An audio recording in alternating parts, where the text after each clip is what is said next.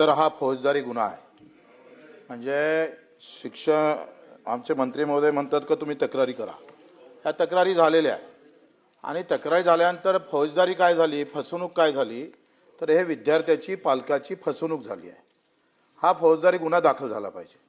तुमच्या शिक्षण अधिकाऱ्यानं याची तक्रारच तुम्ही जर दिली, काय म्हणतोय तक्रार काय आहे का सभापती महोदय 3,744 रुपये इयत्ता 8वीच्या पुस्तकांसाठी 9,881 रुपये घेतले। म्हणजे फसवणूक झाली का नाही झाली? हा फौजदारी गुन्हा आहे सभापती महोदय। मग ह्या शाळेवर फौजदारी गुन्हे दाखल का करत नाही आपण? आम्हाला तक्रारी का मागताय? तुमचा शिक्षण अधिकारी झोपलाय का?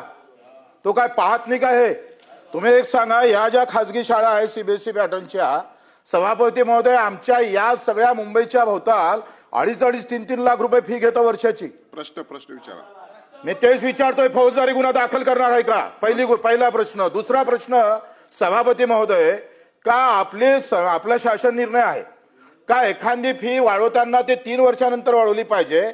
पालक समितीच्या समोर तो विषय ठेवला पाहिजे आणि पालक समितीनं जर त्याला स्वीकारलं तर मग ते वाढली पाहिजे। असं कुठलीही शाळा करत नाही। मग याच्यासाठी जिल्ह्यातल्या 3 तरी शाळा आपण तपासून त्याचा अहवाल आपल्या पुढच्या अधिवेशनात आमच्या समोर ठेवावा। मंत्री महोदय।